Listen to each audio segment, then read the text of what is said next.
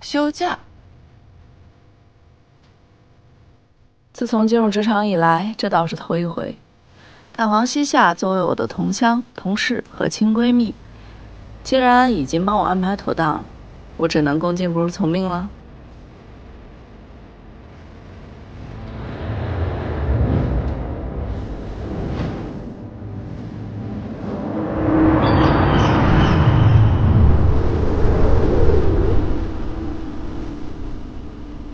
在上海生活多年，我对家乡南平也谈不上熟悉，只记得它是一个依山傍海的小镇，有18个行政村，26个自然村，总人口39万，既有上市的药厂，也有连年创收的电器厂和瓷器厂。听说这几年旅游也发展得很不错。在网红们常去打卡的商业街上，有一道小小的、亮丽的风景线，那就是廖涛女士的无极店。廖涛嘛，你们见过的，就是我妈。这个很擅长变脸术、刀子嘴又豆腐心的女人，在35岁那年，带着我和庄严嫁给了何叔。何叔是我亲爸的战友，寡言、善良。至今在我们心里，他是天底下最好的继父。尤其是多愁善感的庄严，逐渐长成了我妈的眼中钉以后，何叔作为润滑剂，更显得尤为重要。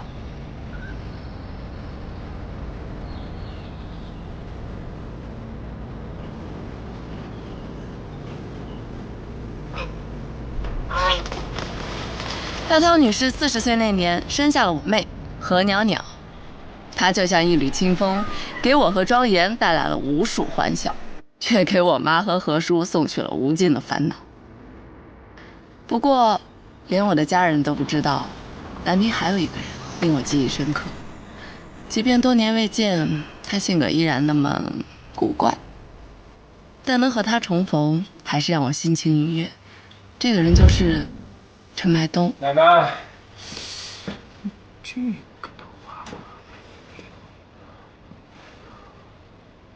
这不是林奶奶的专业领域吗？哎，你别打搅我，我心烦着呢。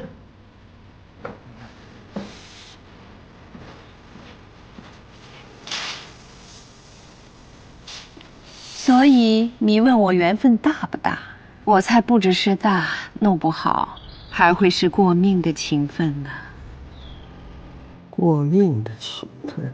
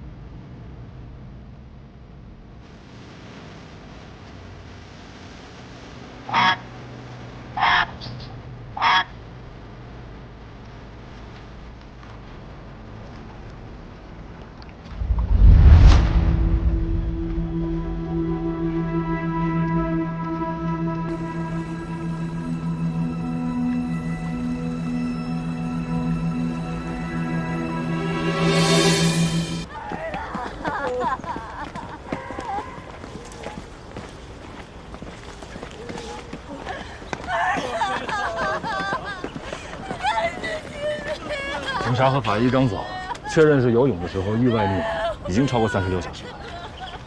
那孩子才17岁，前2天跟父母赌了气，他们还以为这孩子到同学家住去了，没太着急找。家属请节哀，我们是南平殡仪馆的，孩子交给我们吧，我们会处理好的，请放心。走。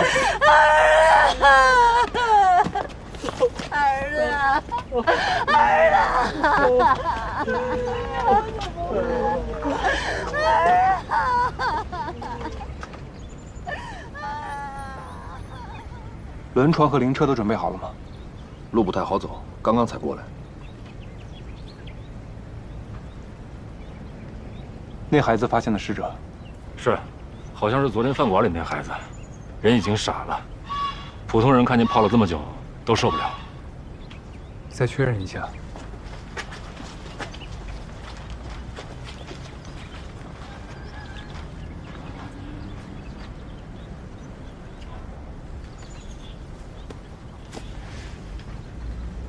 你叫庄严，我们要把那孩子带回去了，你还好吗？要不要通知你家人来接你？你们要带他去哪儿？我工作的地方，送他最后一程。我也去，行吗？不是家属，是不允许观礼的。你就让我待一会儿就行。求你了。希伦，哎，带他去我车上吧。你跟我走吧。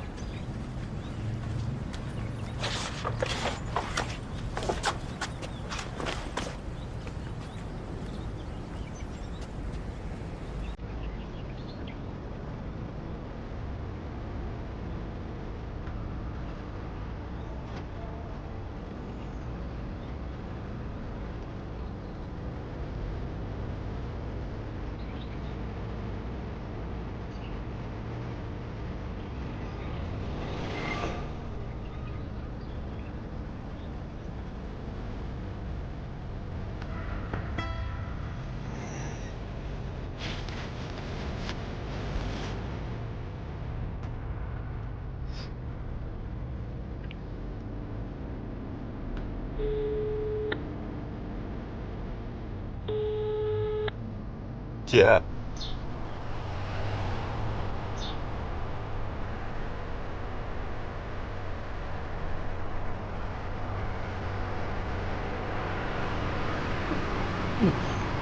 对不起，停一下。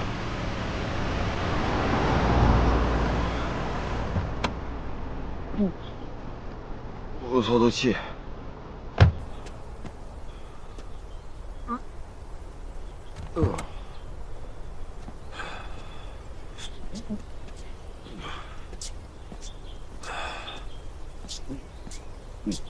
希伦，哎，你先回去。好，这块儿。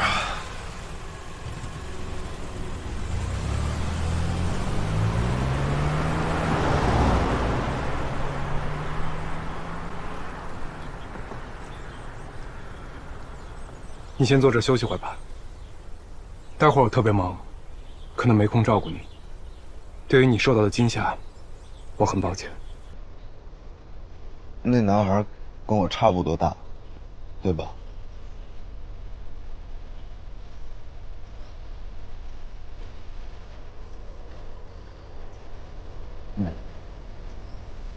明年高考，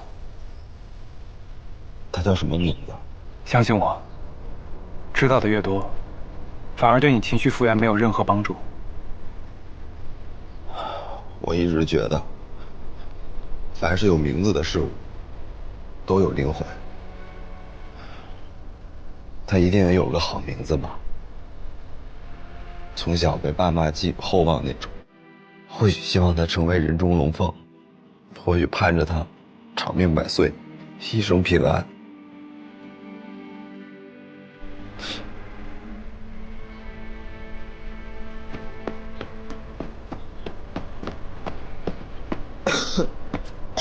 姐，那个男孩，他的人生还没开始，梦想还没来得及实现，就这么消失了。他既不光芒万丈，也没树碑立传，很快，这个世界上除了他的父母，都不会有人记得他了。那这样的生命有什么意义呢？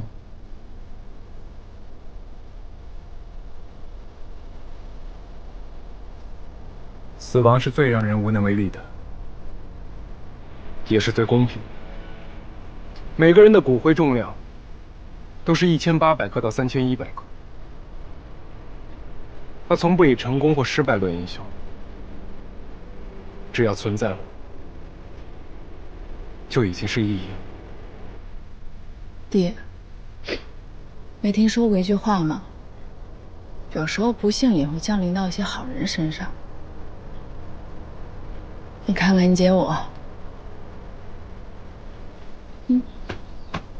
该明白。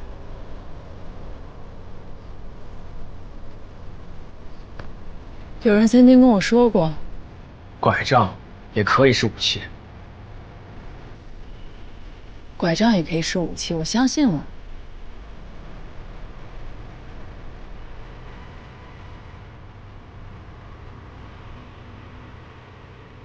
所以现在活得还不错。人的韧性是很强的，不论是你，还是那个孩子的父母，都会撑过去。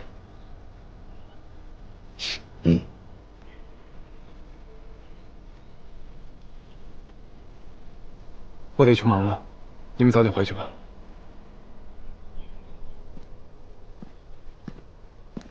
走，回家。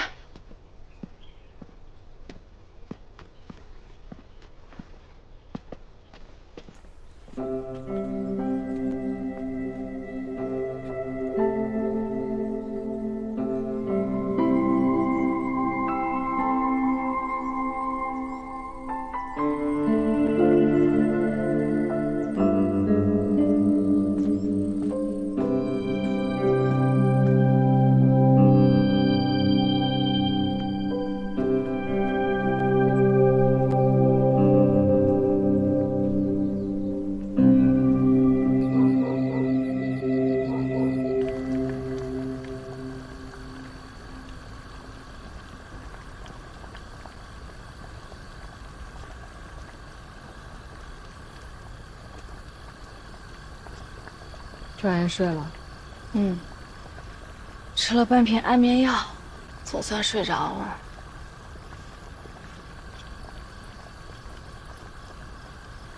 谁让他不老实在家待着，跑那么个鸟不拉屎。哎，差不多就得了。庄严也不想碰上这种事儿啊，别总黑这个脸儿。哎，我是觉得他一个男孩子啊，遇到点什么事儿都扛不住。你看他那样，魂儿都没了。连他那鹅都是何袅袅帮他找回来。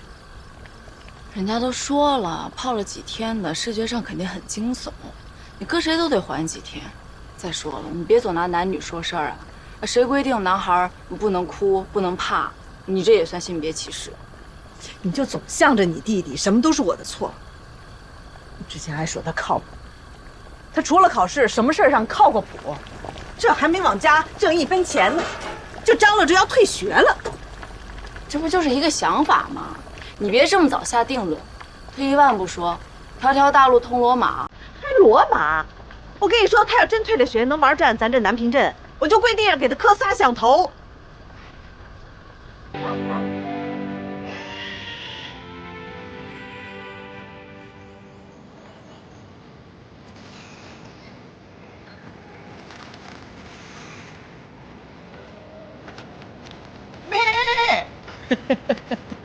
林妹妹，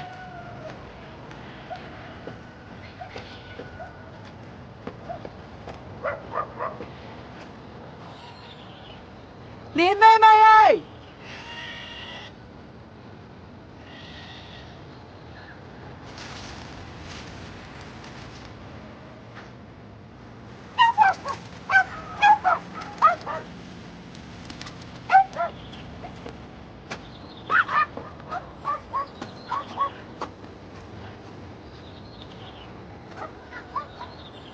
林妹妹，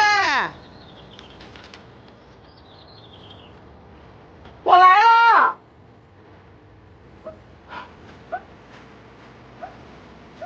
你来啦，正好尝尝我新学的咖啡果冻。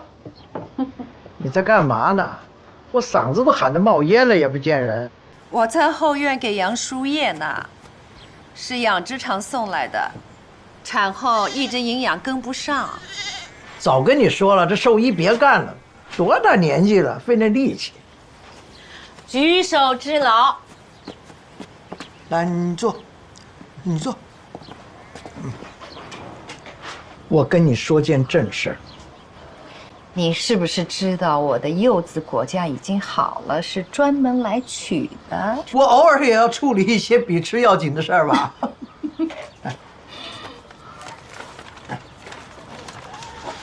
这个孩子的个人资料，你给看看，跟我们家东子合不合？你也把我当恋爱专家呀？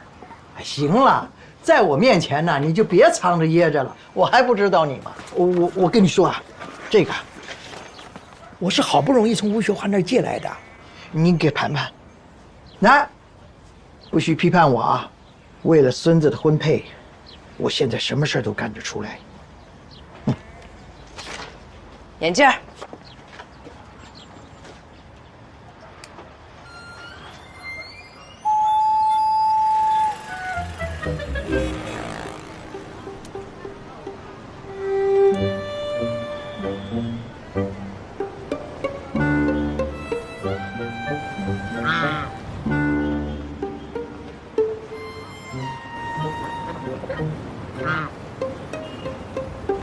糖来喽！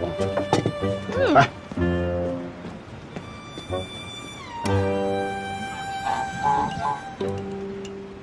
你信不信我待会儿就把它跟那几笼鸡一块儿卤了？你瞪我干什么？我忍你半天了，你知道吗？吃完饭赶紧把这身黑皮给我扒了，看着就让人心烦。季三蛾子，被我赋予了名字，就不再是普通的家禽了，是家人了。我还赋予了你名字呢，你怎么还不如个家禽呢？我靠家禽供你们读书，我靠你们能干什么？咱妈这忍耐度真越来越差了，这回家还不足3小时呢，就糊起来。哪儿都有你！你吃几碗了？你还吃？你赶紧撂下，学习去，一会儿写作业又犯困。哎呀，袅袅在长身体呢，张岩在增肌，我例行减肥，各有各的吃法，这你也要学。美人在骨不在皮，我什么样你们就什么样，基因早就定了的。减什么肥增什么肌，那都是瞎扯淡。有那功夫，不如把自己的内在修炼好。成天的不务正业，看着就让人糟心。妈，您看我不顺眼，不用指桑骂槐的搞连坐。那学画画一直是我的梦想，不叫不务正业。哎呦，你就别跟我这儿聊什么梦想了，能让人笑掉大牙。从小的时候起，你就一年一个梦想，哪个实现了？全家最没定力的就是你。去外地才上几天大学呀？啊，本事没见长，口音先变了。你就别拿你那深山老林的腔调跟我这儿聊什么阳春白雪了。那行，既然这样，那我就直说了。反正我也不喜欢我这个大学，您能不能让我退学，专门学画画？你说什么？我见你个狗仔！你再给我说一遍。先吃饭啊，店里还等着你呢。妈，我早说过，我这大学是为您考的，现在也算完成任务了。我这次回来就是想跟您谈谈，请您尊重我的与众不同。你找的这个人，跟东子不合适吧？你都没仔细看呢，你就给否了？有些东西嘛，大家的看法都是约定俗成的。你可别给我搞歧视啊！我知道你呢，消息灵通，可能知道内情。可是庄家这孩子我真见过，长得尊，性格好，其他都不是问题啊。你这心态真让我刮目相看呐。其实吧，我是有点犹豫的。刚开始的时候，我不甘心，后来这一想，去他的！都什么年代了，总不能为了这点缺陷，就阻挡着2个孩子的缘分。能不能把自由还给我？我这双手就是为绘画而生的，既不该学计算机，也不应该忙家里卤鸡。只有纯粹的艺术，才能安放我的精神世界。在这一点上，季三蛾子都比您懂我。哎，精神世界，我看就是精神病世界。吃饭吃饭。我现在就把这个懂你的给卤了，我让你知道你妈还是你妈。快点救我呀！孙女，哎，咱老规矩啊，你看图说话，给我说点好听的。这第一张呢，倒是阳光普照，有点幸福甜蜜的意味。妥了。别急，爱情不是一帆风顺的。对冬子最重要的呢是抉择。要建立一种亲密的关系是有希望的，但是抉择过程是非常艰辛和痛苦的。这倒正常，东子不是小孩，扛得住。看第二张，这个人拿了一盏灯，旁边还有一根拐杖。准啊，太准了！这说明庄稼的孩子一个人很孤独，他是在黑暗中摸索着前行。他的心思很重，尽管他想用学习啊、思考啊来安放精神世界，但是不能如愿。总之，我觉得呀，这孩子不是特别开心的那种人。是吗？怎么没看出来啊？第三章，这个女人很奇特，气场也很霸道。她可能会在这两个人的中间。第三者啊！哎呀，别打岔，这个形象呢也没有那么坏。我只是说，她会在那两个孩子中间造成一定的影响。哎呀，好了，这个女的不重要，不管了，你就告诉我吧，我们家东子跟庄家这孩子，他们缘分大不大？这个我怎么说呀？你就照直说呗。所以你问我缘分大不大，我猜不只是大，弄不好还会是过命的情分呢。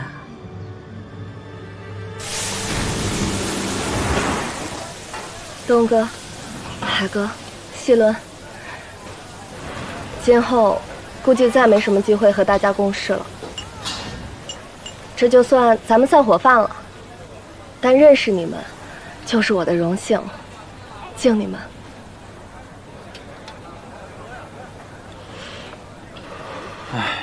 没想到这顿都不能陪你喝个痛快。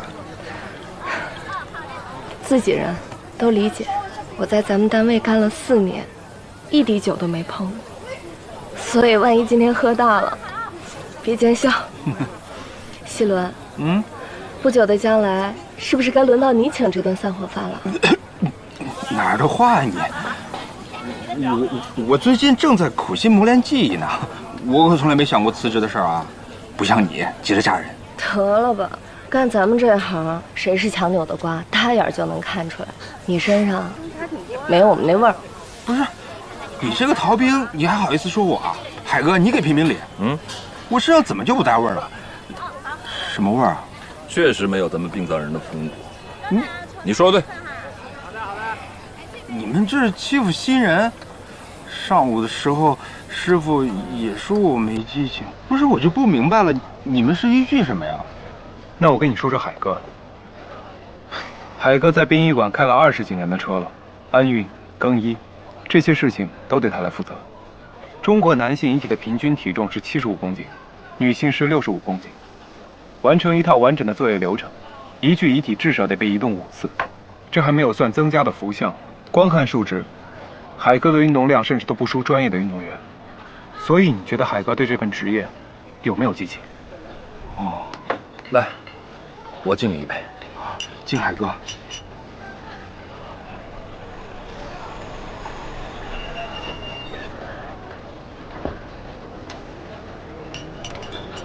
庄园，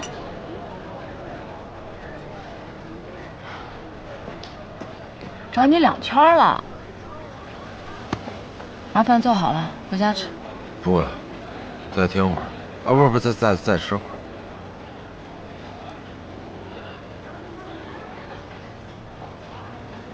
哟，师傅，认识啊？那拼桌呗，热闹。不熟。德行，酒量见长啊，喝这么多。哟，小鸡陪你喝呢。说回到激情，陈麦冬是这个。大家都一样，别聊我了。你知不知道，很多人都是从你身上才找到干这行的动力。方希文，你不知道自己摊上了个多好的师傅。就说去年，东哥处理的特殊遗体不下5次，每一次都超过15个小时，还不算他去外地帮忙处理那些更棘手。咱们省骨骼复原术的整套技术都是东哥带来的，没有他，那些意外死亡的人不可能像今天这么体面的走。如果没激情，没热爱，他为什么做这些？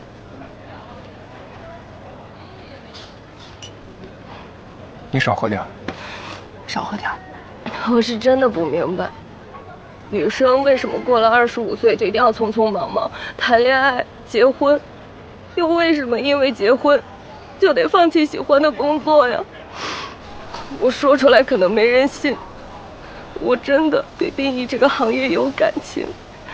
我曾经照料过的每一个人都像我的朋友，我甚至能脑补出他们的人生，也很清楚他们最后的日子是怎么度过的。来，别太难过了，张鑫。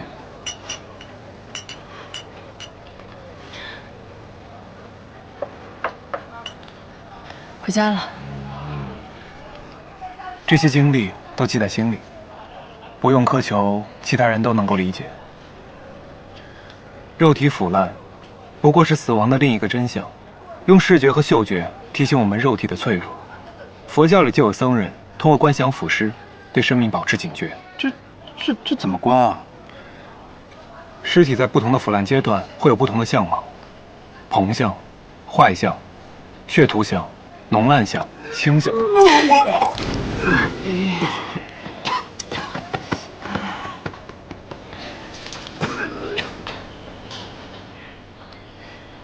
僧人用这种方式，用以达到永久抑制自己欲望的目的。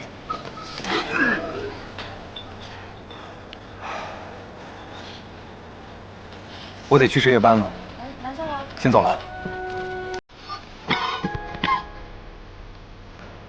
慢点吃。